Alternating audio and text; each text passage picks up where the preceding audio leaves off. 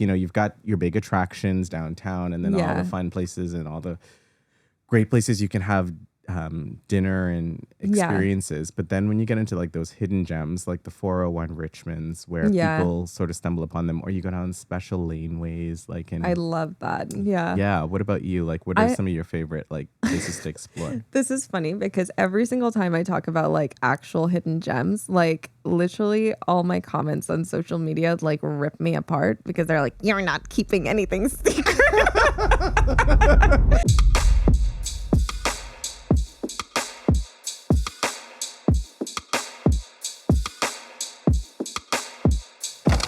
Hi everyone, welcome back to the table. I'm Tiana. And I'm Dana. Today we have a very interesting conversation. Yes. We are talking about what makes cities really unique and what makes them great. Actually. Yeah. So we have David Downey from the International Downtown Association that's joining us later today. And he's going to be giving us those insider key points of what it takes to build a great downtown. This is interesting to me because I've actually never thought about building a downtown at all. No, honestly, I think it's a really great conversation, especially knowing that there is an organization that exists on studying them and really helping create insights for other cities. And this is not just like a Toronto specific thing for anyone who doesn't know, by the way. This is like he works with cities around the world. So he's going to give us a very cool global perspective on how Toronto also compares in a more worldwide kind of look. Yeah. So, yeah. In that global context. Yeah. What do you think it is that's special about Toronto?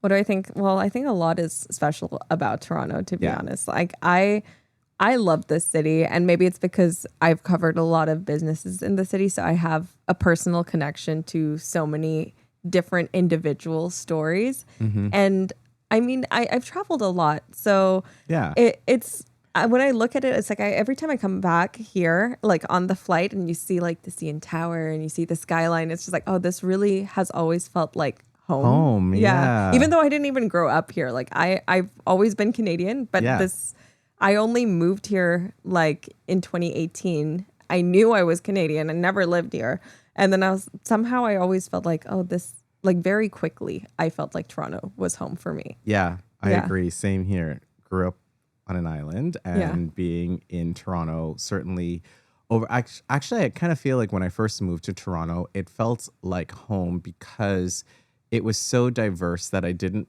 feel like the other. It felt like, oh yeah, I can find my communities within the city. So I think that diversity part is a big one for the city. Yeah. You've traveled, like you said, extensively, and I know that. Thanks, Dana. She just lives on a plane. Well, you have been, and I think if anybody checks out your socials, they'll see like all of your recent journeys. Where have you been to lately that you thought was interesting, and how did it compare to some aspects of Toronto? Okay, where have I been to recently? Well, I did a full cross Canada trip. I went from Toronto to Halifax, but we visited like 13 different cities. So that was kind of cool with our dog, by the way, with the pup. But that was cool to see like how different cities in Canada operate and how different Toronto really is. Like it was the Maritimes. I've never been to the Maritimes. So it was like something I really wanted to do.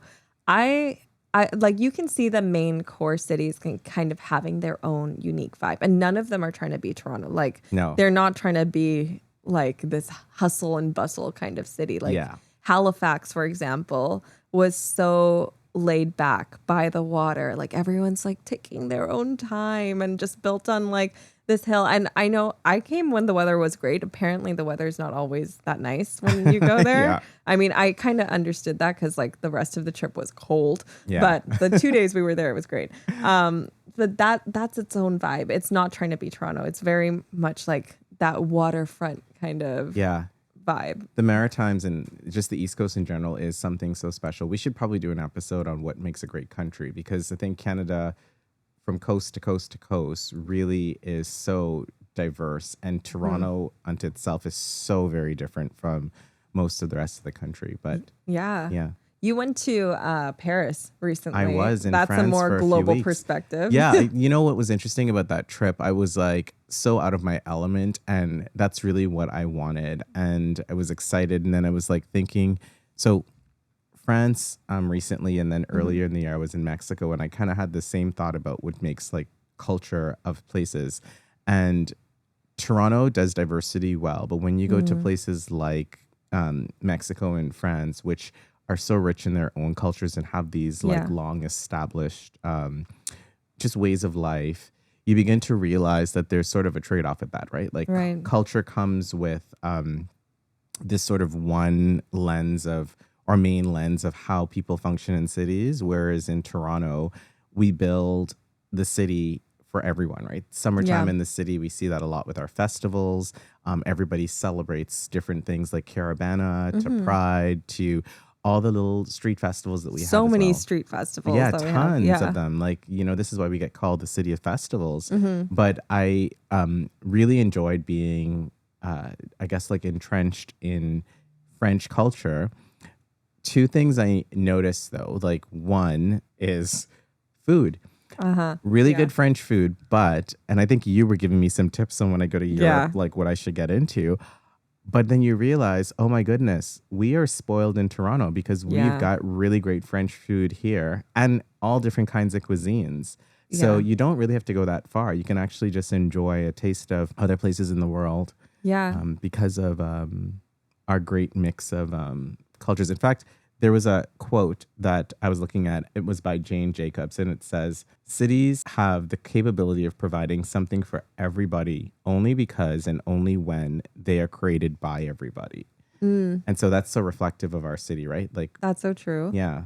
I find that too. Like, I love traveling to Europe. Like, I think it's great. But the less international cities in Europe, and maybe this is like a bit of a hot take, I can't eat the food after about 5 days of eating it.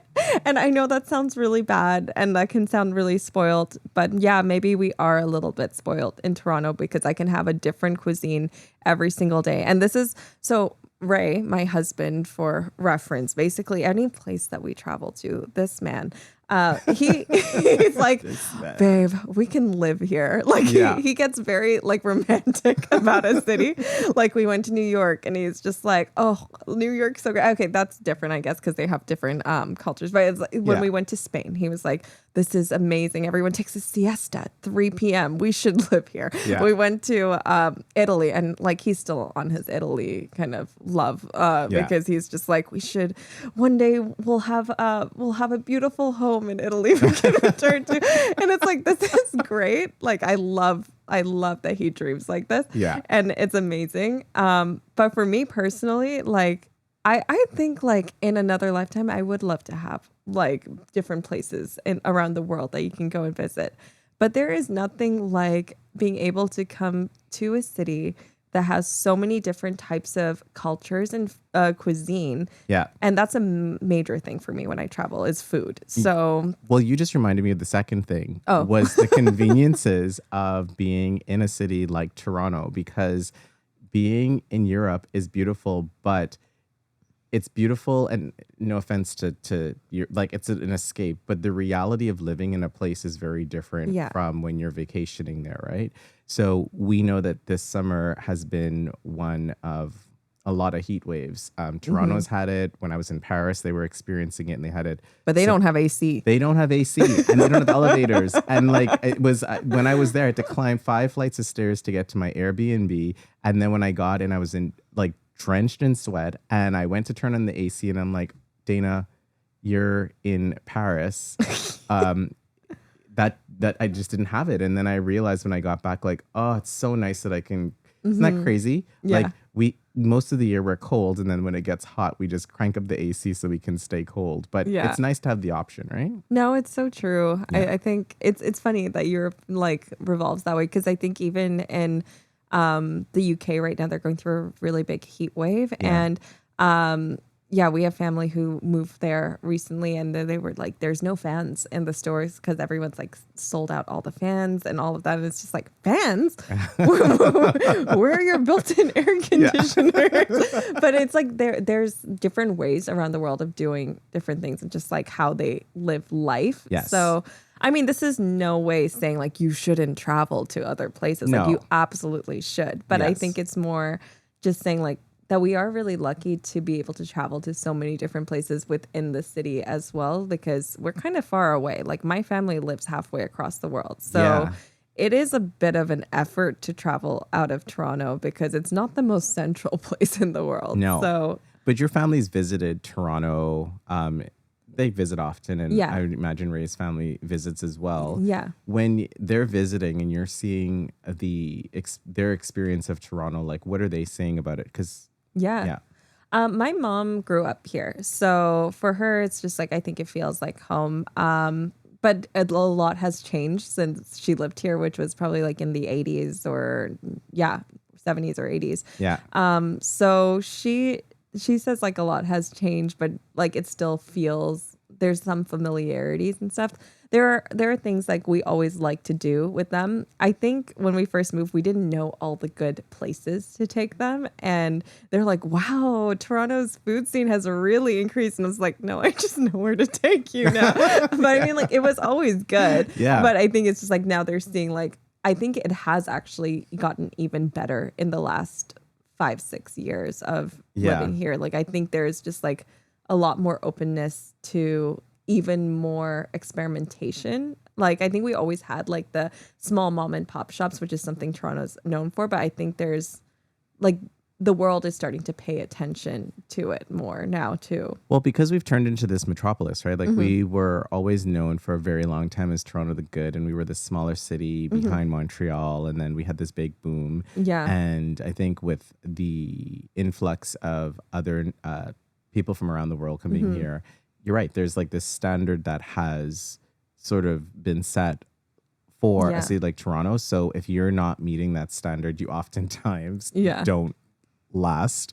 So with on the cuisine front, like we are like a place where now you could just go. Just even when FIFA was going on, I was watching a guy who was on social who was visiting 48 cities. Yeah, did you see him? I saw him too. Yeah. And he was just saying wherever he went, like the food was good. The food was good. Yeah, and that's because the competition's so high here. Yeah. It's like you kind of have to be good because I think the stat is something like 20% or 30% of Toronto restaurants close within the first year of opening. So I believe that. There is a chance that you might go to a place that isn't as good, but the chance of them being still there the next year may not be as high either. So which is kind of sad, but it's also, I mean, it keeps quality high. Your sister's visiting. Or just visited. She just visited. She was here for a while, for about 10 days. And I mean, we were out and everywhere we went, she was like, oh my gosh, delicious. We were just eating all the yummy stuff and I was taking her to all the places. And I think even just the experience of walking from like Waterworks Food Hall to the Well to Stacked, like she was like, I didn't even realize these little hubs like existed where you have like so much cuisine to choose from. So for her, it was such a delight every day to get up and just like find a new place to discover and to try it. I mean, one day I came home and she had like different types of the same, like of like a chocolate chip cookie from different places. And she was like testing to see which one she liked the most. But that's something like when you're on an island, you don't have that much variety, right? So I didn't think about that. Yeah. How has the rest of the city been like? Did you take her to see like the CN Tower? Yeah, or were there anything? Well, we went to Center Island. Okay, that's a must. Yeah. And what's interesting is because she's traveling with kids, I was experiencing the city. Uncle life. Yes. Oh my gosh. I love my nieces, but happy to see them during the holidays. But no, we went to Center Island and we went to the little kids theme park there, and we went to Arcadia Earth at the Well, which was super cool. Have you been? Yeah, that's really cool. Yeah. And my niece was just like, every room she went into, those were opportunities for her to learn, but she was just like, whoa, this is so cool. And then she just wanted to do the AR experience and the CN Tower, Ripley's. where else did we go? So you did all the like tourist spots. We did so much, but Yeah. I was thinking to myself, what could I take them to downtown? Because I was thinking, do I need to go to Canada's Wonderland or somewhere else? But no, it was just they went bowling yesterday at National at the Well. Yeah, that's and a great one. They put on the little guards for like the kids to bowl. Yeah. But yeah, you begin to realize like, oh yeah, that's a different way of experiencing the city through the lens of a child and someone who has family. Whereas for me, like I just enjoy lounging and eating and speakeasies and yeah, we all know that you stuff. love your speakeasies. I love a speakeasy. You can't take your 5-year-old niece to that. No. One day. One day she'll be like, okay, show me the rest of the city. Yeah. So what is your favorite speakeasies? Because I feel like every single week Dana has a new speakeasy I he have went to. so many, but some of my favorites are Triple X, which is under Little Sister. Oh, is it called Triple X? I thought it was XXX. Oh, XXX. I don't know. You might be right. No, but it's 3 X's. Okay, So yeah, you've got to go upstairs, get the card, do a loud knock. Dana, you're doing the exact opposite thing of what a speakeasy is. Oh my right? gosh, I shouldn't be revealing too much about it, right? Okay.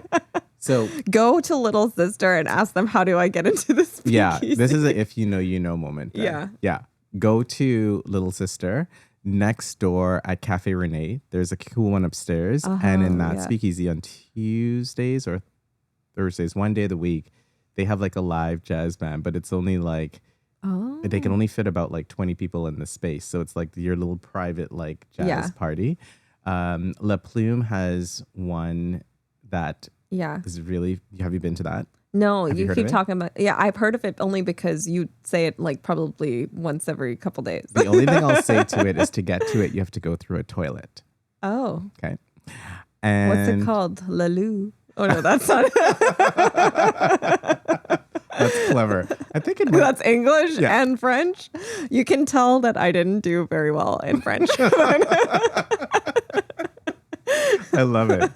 Creative. But anyway, you've got to go to La Plume and then they can tell you more about it there. So those are like my 3. But, I love the hidden gems of, to me, it's like, you've got your big attractions downtown and then all the fun places and all the great places you can have dinner and experiences. But then when you get into like those hidden gems, like the 401 Richmonds, where people sort of stumble upon them, or you go down special laneways, like in. I love that. Yeah. Yeah. What about you? Like, what are some of your favorite like places to explore? This is funny because every single time I talk about like actual hidden gems, like literally all my comments on social media like rip me apart because they're like, you're not keeping anything secret.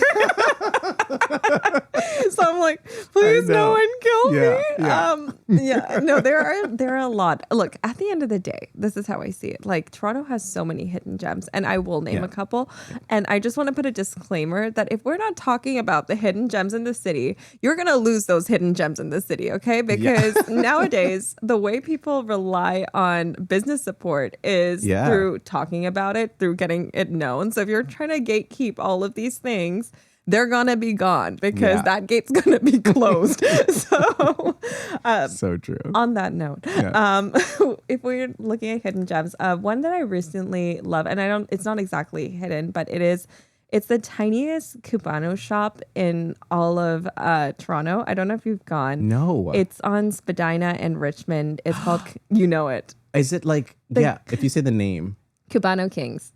Literally, he operates out of an 18 square foot spot. No, I don't know this place. So this guy, he's the owner. His name is Felix, and he's such a fun dude. Like he's always, he literally has his maracas. He's like always dancing, and he prepares these cubanos and coffees out of I promise you, Dana, it's probably not bigger than this table. The amount of space that he operates out of, it's incredible. And he always has a line out at lunch because he's playing like this loud music and everyone wants to come in. And like the sign, the arrow that points and says like Cubano Kings is probably bigger than the square footage of his store. Is he kind of like in between two buildings? Yeah. Yes. Okay, I know where he is, near Spadina and Richmond. Yeah, exactly there. And Yeah. it's funny because like I remember when he opened up a couple of years ago, and he was like, "Oh, this is a cursed location," because like no one could hold the lease very long. But he's been there for like a while. yeah, for like over 3 years now. Yeah. So that's a really cool, like those stories are what makes me feel like, oh, this is so Toronto. Yes. Because it's just like such a unique and specific niche kind of story. Yeah. So I love things like that. I'm trying to think of other specific ones. There's this new park. I don't know if this is really a hidden gem because it's been like, anyway, nothing's really a hidden gem anymore, but it is kind of. There's this new park. It's called, let me find the exact, Bidasige is the park. And it's on the east end. It used to be a lot smaller. I think they opened up either last year or a couple years ago. Yeah. And it was just a small park, but now they've expanded to like 10 acres. Whoa. Which is big for our city. And that neighborhood is definitely coming up. It's like, it hasn't really fully, it's still under development, but it's going to be still being realized. Yeah. That neighborhood's going to be a hidden gem too, like Canary District area. Yes, I'm excited to see what happens there. Yeah. But that's kind of the fun thing is you can kind of now go from these new neighborhoods, the Canary District, and kind of make your way downtown or just go for long walks, right?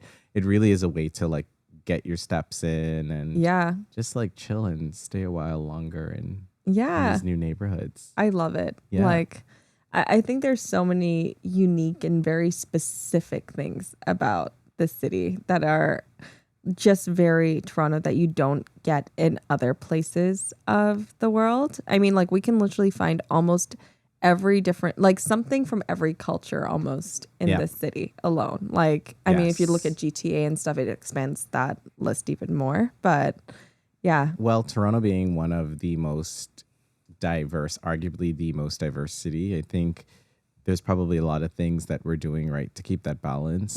So it'll be interesting to see all the other ingredients and factors that David talks about later on about what makes a great city and great downtown. Yeah, speaking of which, I think David's actually ready to chat with us now. He's about to jump on the call. So we are talking to David Downey, and he is going to be talking about downtowns and what makes a great downtown. So we'll be hearing a bit more of a global perspective here because he's worked with downtowns all around the world. And we have a lot of questions that we want to ask him and how Toronto compares. So let's get into it. David, welcome to the table today. Good to see you. How are things in DC? Oh, they're going pretty good. Thanks, Dana. Awesome. So IDA works with downtown leaders across the world, from planners to business improvement organizations to city officials and developers. What role do you play in helping those communities learn from one another and building strong places? Sure. So IDA as an organization, much like many associations, we work with our members. This is actually a learning community. And so we learn best and we can by sharing best practices with one another. Mm-hmm. So any chance I get to connect someone with yourself because you're doing something great in Toronto and allow you to then be able to connect with them, that's really the primary service. You know, we'll do the conferences, we'll do research and knowledge sharing and things of that nature. Right. But the strength of IDA really is about how can I learn what's happening in the field and then be able to connect practitioners to each other. Amazing. I think you work with a lot of different cities, so you're probably the best person to ask, what are the key ingredients to make consistently great downtowns? Oh, that's not an easy question. You know, as I think about it, you know, great places and great downtowns in particular is really about kind of the richness and the diversity of the experiences. Mm-hmm. And I know that kind of sounds cliche, but it's really what makes, you know, a downtown unique. The richness of experiences. I like to think about, if you're familiar with Jane Jacobs. Yes. You know, Jane Jacobs will talk about just a park space. Yeah. And she'll say, you know, what makes a great park is the fact that it's used by different people throughout the day for different reasons. Yeah. So it may be, you know, children playing at one part of the day, seniors, you know, reading and relaxing another part of the day, workers who go there and decide to have lunch. Mm-hmm. And when you think about it's a singular park, but it provides different things for different people at different times of day. So whether it's a park or whether it's a retail experience, if we can build diversity into it and make all of the experiences rich for different people at different times, then you really have this dynamic place that never sleeps, quite frankly. Yeah.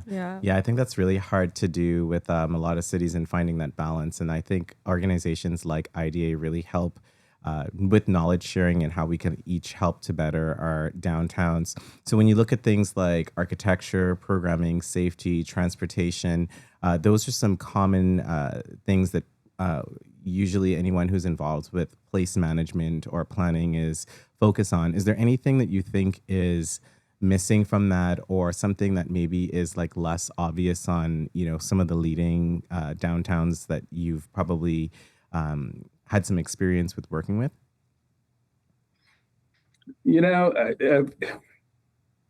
Those are kind of the building blocks of all places. So when you talk about, everyone wants a safe environment. Different cities struggle with different, multimodal transportation options, and are they meeting the needs of the users well? Yeah. Certainly architecture, whether it's traditional architecture or whether it's evolving modernism and things like that, it all makes the place. Yeah. But I think what I think is less understood, quite frankly, is really the work that you do. I like to think the questions will pop up, is it better to be top down or bottom up? Yeah. And I'm like, well, we're totally forgetting about the secret sauce, and that's in the middle. Yeah. And that's what place management organizations do. So, in each one of those building blocks, there are professional leaders in these urban neighborhoods who help stitch it all together, or set the table for the right conversation, or help explain to the private sector why this needs to be done for the city, or to the public officials why the private sector needs a little bit more latitude in some rules or regulations, and then really bringing it all together to curate that neighborhood and that experience really is that secret sauce. And that's what I love about IDA members and the work you do. Yeah, I agree. I think it's great that you call it the secret sauce, because business improvement areas, business improvement districts, and other organizations that are shaping downtown are constantly in that space of reacting to the changing dynamics of their neighborhoods and their cities and the times that we're in, even from an economic standpoint.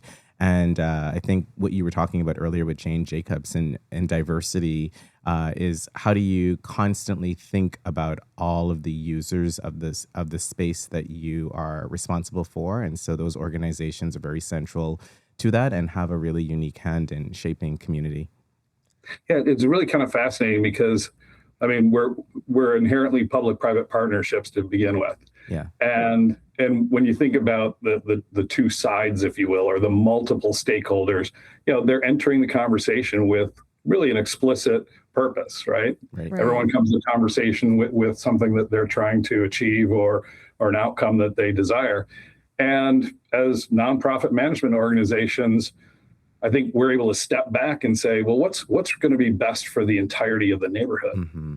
You have a vested interest just because you are passionate and you care about your neighborhood and your city, but at the same time, you don't have a vested interest per se, where you're only coming to the table from one point of view. Yeah. So how do you approach that? Like, how do you decide what is that best interest for the neighborhood? Because as you said, there's so many different perspectives and there's so many different uses for that neighborhood. So how do you find that middle ground? Well, I think that, again, it's part of that secret sauce, but it's what makes IDA leaders truly city builders, because they're engaging through a public process or an engagement process. They're listening to and hearing from multiple stakeholders, public, private, resident, visitor, all walks of life, and digesting all of those parts of, whether it's architecture, programming, public safety, or transportation, and trying to find a way to uniquely knit it together specific for the downtown or for the neighborhood. Because that's the other thing is the pieces may be comparable, but the DNA of a place is unique to that place. Yes. And so I get that, mayors have to worry about the entire cities. CEOs of a district get to hyper focus on, one sub area within the city. And the obvious reality is they're going to know that place, that neighborhood, quite frankly, better than most, if not anyone. Yeah, I agree. I think it really is interesting to see how all the pieces come together, because everybody from the business owner who's really focused on their individual business and how it thrives to mayors and other levels of government who are really taking another, probably a wider arching view of how it all works. Just seeing all those pieces come together to really respond to times is very interesting, certainly from our perspective as a business improvement area. Over the last 10 years, if we take a look over the last decade, we've had some really monumental moments that have happened. COVID. Now we're looking at frontiers of digital advancements like AI and all these other things that have really, when you look at them and how they connect to how they impact communities. So take AI, for example, we're now questioning, is that going to impact jobs? How are people working? COVID has more people working from home. So I guess the question here that I want to ask is, what do you think, looking back a decade to now, what makes a successful downtown? What do you think is in that definition for how we can look at what makes a successful downtown? God, just the question in the last decade seems exhausting, doesn't it? Yes, very much so. A lot has happened in this last decade. We've lived a lifetime in this last decade. And yet, as passionate, city builders, we're smiling about all of it because somehow through all of it, we find joy. Over the last decade, I would say we've learned a lot more. And we've learned, again, the importance of some of the fundamentals about creating community and truly creating community. So, as you're describing it and talking about a business improvement area, over that decade plus, we realized that it's really not just a business improvement area, it's a community improvement area. Yes. We're not just looking at the business and property owners exclusively if we're going to make a great place. So I think that is one thing that has really evolved, is thinking about that holistic community. Research and data, especially, whether it's, through AI or pedestrian counts or anonymized cell phone data, we're just having a much stronger understanding of who's using our places. Yeah. And not surprisingly, 70% of the people in our downtowns are visitors. They may be workers as visitors, but they're visitors.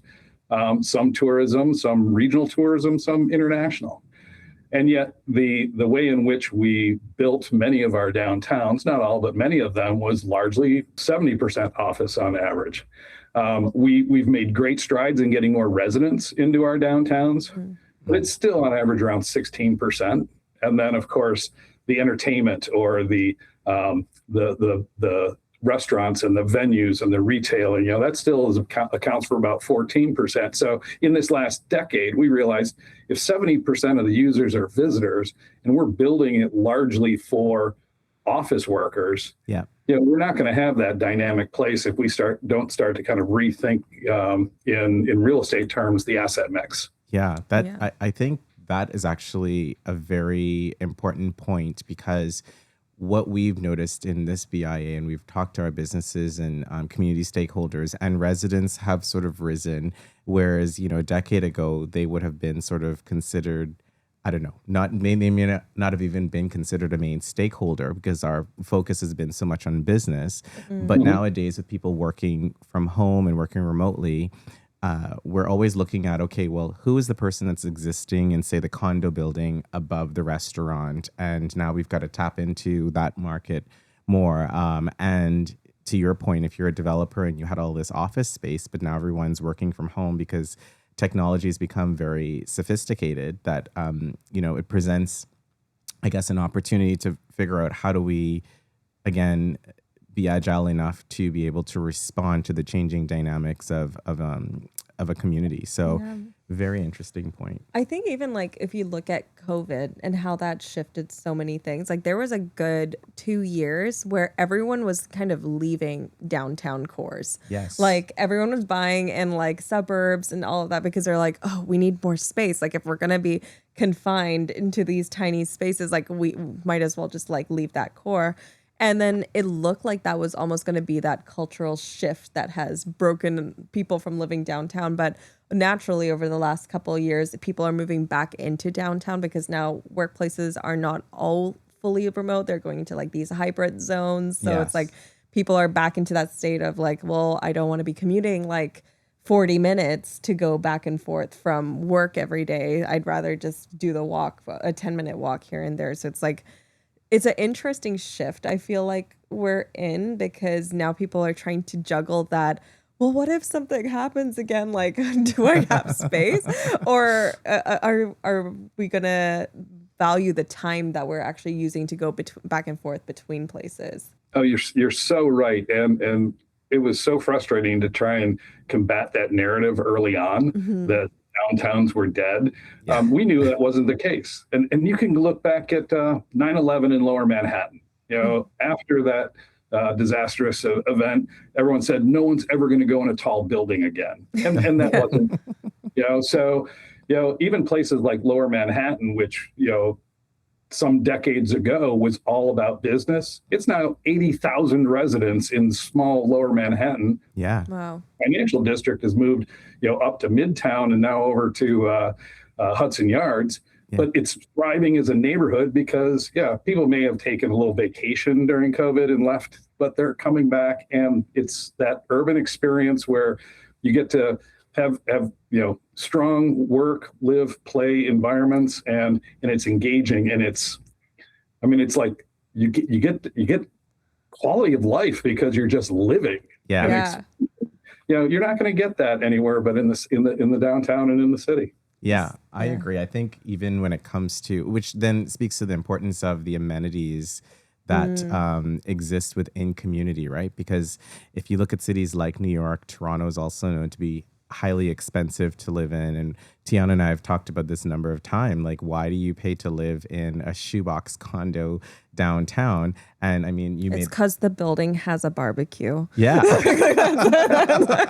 A barbecue and a park for you to walk your dog and effective transportation. So even the way streets even function now have changed. But that also creates its own level of challenges. So what have you seen in terms of like the challenges that downtowns are facing to make their communities more universal?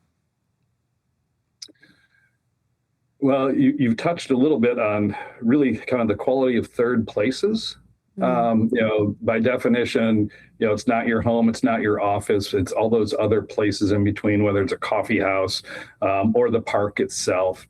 We talk a lot today about amenity-rich locations and places. Yeah. So it can be institutional, cultural institutions that bring that, within walking distance or a short, Uber or transit ride. But it can also be that neighborhood independent restaurant where there's just something unique about it that gives you that kind of spirit of the neighborhood. And so amenities from, real traditional transportation as an amenity, but also to, restaurants, retail, culture, arts, music, the whole, Toronto is filled with this. Yeah, I think in Toronto too, what's really nice is we actually have a lot of these amenities very centered in the downtown core, right? We've got all walkable, all walkable, but also just having a convention center downtown, concerts, sports, entertainment, TIFF, or film festival that's here is right centered downtown. And I think there was a time where it was desired to get in your car and escape from suburbia to be able to go to a ball game. And then, you've got this arena that's built around a lot of... that was desired to stand in like that Gardner traffic for... well, exactly. So now that you have you're contending with traffic, then it is like, okay, well, now it's beneficial because I remember there was a time when... not in my life, the lifetime, I was probably too young for this, but I do know that a lot of those big venues downtown, there was a lot of opposition to having them in the downtown because it was meant to be the place where you live and then you were supposed to escape to it. But now it's almost like the best sort of added value to being downtown is that you can walk 10 minutes to your concert and then home. It's true. Yeah. I wonder, do you see a lot of the same common challenges, or is each city so unique? Like each city has their own specific challenges, or is it very universal in the sense of, do each of them kind of have the same issues that you're dealing with at the same time?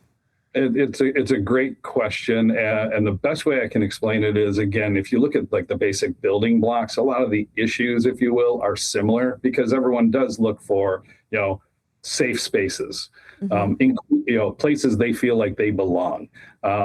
It's the downtown is the economic engine of the entire city. So is it economically viable and strong? Is there a good workforce? Increasingly, the university presence for higher education, in the downtown. These you'll find in most successful cities. But at the same time, this is an industry we like to kind of joke about. R&D is rip off and duplicate. And the most sharing industry I've ever been a part of, who will, anyone could call up Dana, ask for help.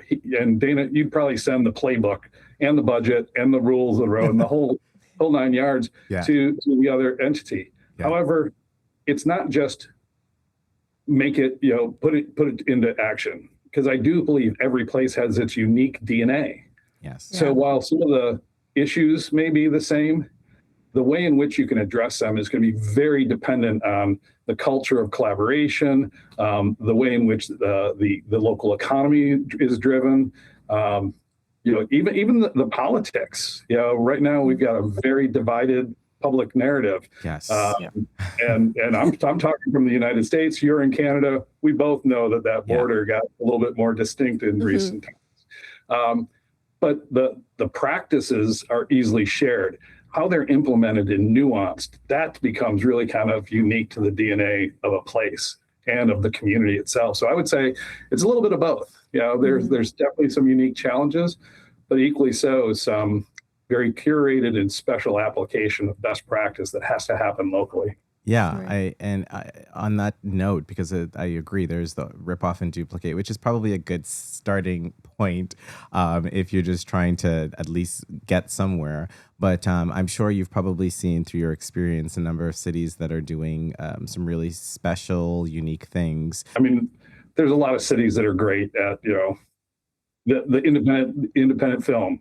Yes. Toronto is phenomenal, and I think you got this little jazz thing that's pretty happening too, right? Yeah. Jazz Fest, big deal. Every city's got, I think, its unique talent. No, that's so true. From the IDA's perspective, how do you measure if a downtown is actually healthy? This is a very loaded question, but for you, like when you're planning these cities and you're seeing so many different places around the world. Mm-hmm. Can you immediately look at some place and be like, oh, that is a good, healthy, vibrant downtown, or is like, oh, that needs some work? Well, the fact that everyone knows what the term vibrant downtown means now, as far as a term, I think is a number one indicator. It's vibrant if you feel as though it is vibrant. Mm-hmm. There's people on the sidewalks, there's people in the venues, there's people in the parks. The presence of people in and of itself, I think, is the number one indicator. Less scientific. If I can cross the street against the walk light, it's probably not that super successful in my book. If I fear for my life, man, it is so happening and on such a good vibe that I know things are successful. Yeah, and then, of course, yeah, exactly. We'll measure kind of the economic impact and things of that nature, but it's successful when you feel safe and you feel excited and you feel like there's others around you that are all going to be part of that experience in that community. And just that density of people will further reinforce, the safety component of the place. What's one trend that you think will reshape, as we think about the future of cities, you think will reshape the way cities invest in their downtowns? I think we need to deeply advocate that we need to return to reinvesting in our downtowns. Prior to the pandemic and through several decades of revitalizing urban centers, there was an absolute, I think, accurate political dialogue that talked about the downtown had received a lot of investment and it had its fair share. Now we need to focus on the neighborhoods. Right. We need to make sure the neighborhoods are equally as strong. And I think that was a fair, position prior to the pandemic. But now that we see this shift in how cities are being used, I fear that if we don't double down and continue to reinvest in the downtown within this new reimagination of what the core is, we'll lose sight of the fact that the core still maybe 3% of the entire city, but often drives anywhere between 10, 15, 20% of the tax base and resources. So we can't lose that ability to drive, a successful, financial golden goose for the city as a whole, who then can take the resources and reinvest in the neighborhoods once we've kind of recalibrated the downtown. Right. That's so many different aspects to consider. And you were talking a little bit about driving success into downtowns. In your perspective, in the next 10 years, what will define the most successful downtown? I think I'll go back to the fact that we need less workplaces, more residents, and a lot more play. Yeah, that's great. Yeah. And the flexibility between them is probably what actually helps us to respond to any change that is happening in that moment. David, honestly, thank you for this conversation. It's been so enriching and for sharing your global perspective. You've got a conference coming up in Toronto in start of September, IDEA conference. So we're looking forward to welcoming you to our great city and really appreciate this chat today. Well, I hope I get a chance to visit and see your district through your eyes, because that's always the most exciting for me is when, someone like yourselves can actually walk me around the district and point out everything that's great, everything you're working on, and some of the things that aren't working so well, because, again, we're lifelong learners. Yeah, absolutely. Get the full lowdown on what he really thinks of Toronto. Thanks a lot, David. Thanks so much for the opportunity. I really enjoyed it. Thanks again for joining us. I think that was a really solid conversation. Yeah. As users of the downtown, right? Like we're living, working, enjoying it. We're like, well, you do this all the time, right? Yeah, I feel like I'm just constantly walking up and down town. Just, I think it was, I never thought of it as, someone is actually there planning all of these things, and because it's like Toronto's such an old city. Yeah. So it's, you see like street lights and everything like still being like wired and all of that from above. And there's other downtowns that have it all underground. Mm-hmm. And it's like when you think of those like little minor details and we're like, why doesn't that get fixed? It's because the city has been there for decades of time. So like fixing those things take time. And then there's plans of there's people out there who are actually like planning all of these minor details of just what makes our life easier to live. Yeah. And also like we talk about the walkability factor, but I think Toronto's really good with considering, because walkability really is a sort of ableist term, right? But when we look at our streetcars and bike lanes and how everything is working, we're probably in a time where there's lots of differing opinions on how it's playing out in this as a city, but even building it so that people from a mobility standpoint are able to experience all that is downtown. I think that's kind of like what David was saying in terms of like also changing it from it being more about offices to more about residents. Mm-hmm. And I think walkability of like that makes it why people, how do I say this?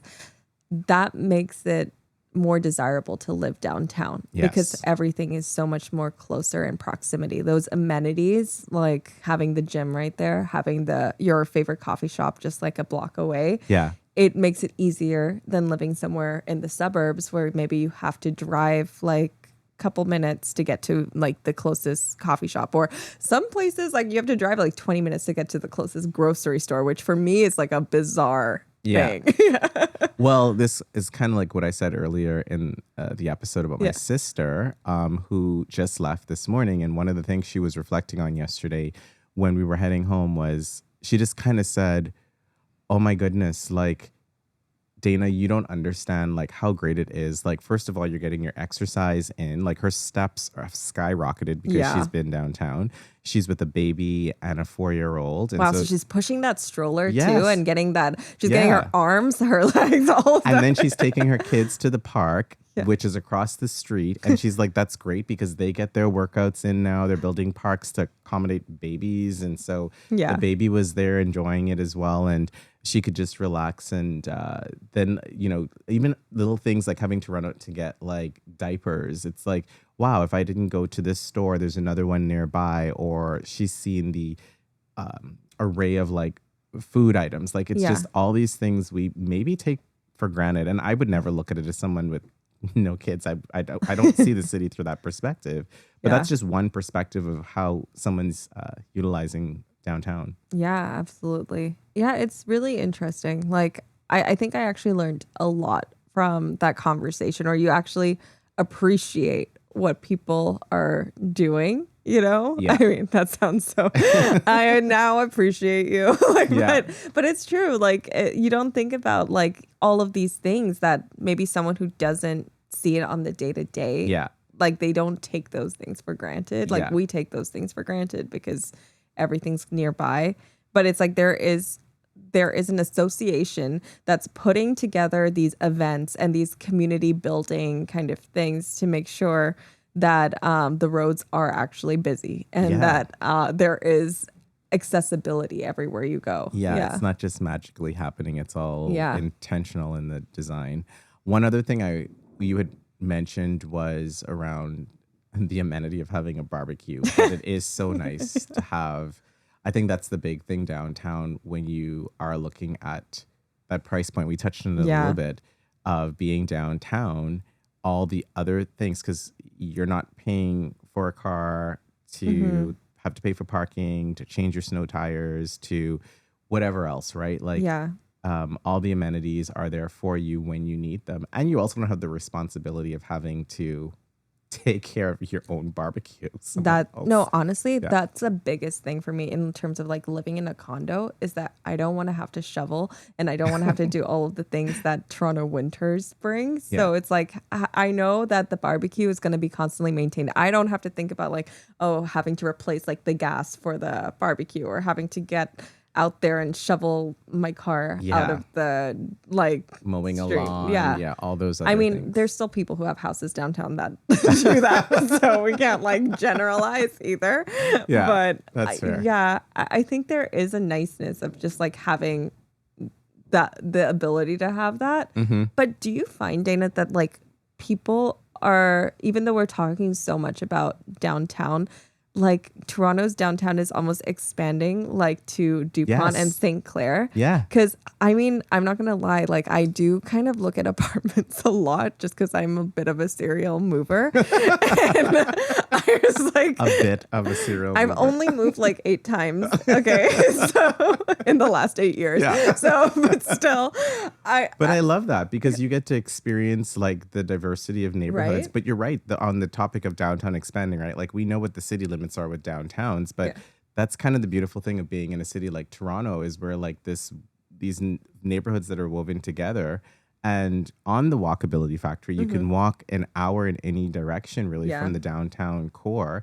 And you're still in these wonderful neighborhoods that are to be discovered. And they're their own communities that you just don't even get to experience. Like I was looking at even like Junction area recently, and it's like that has its own like new kind of feel that it wasn't that like 5 years ago. DuPont has kind of expanded into its own thing as well. And it's just interesting to see like these different pockets that were not considered downtown maybe 5 years ago now being kind of expanded because people are trying to find like that middle ground and taking those core values of what we have like in this neighborhood and trying to replicate it in other places as well. Oh my gosh, I almost spilled Did you spill your water? No, we're good. But no, I agree, and I think that almost is like an added benefit because we're for the summer long weekends. It's always great when you don't have to escape the city. You can just go to another neighborhood by transit or bike or whatever. Go for a nice walk, and you're having a totally different experience. Yeah. So to everyone listening, thanks for joining us for another episode of Table 6. If you enjoyed today's conversation, be sure to subscribe, leave a review, and share this episode with someone who's passionate about the future of our cities. We'll see you next time at the table. Bye. See ya.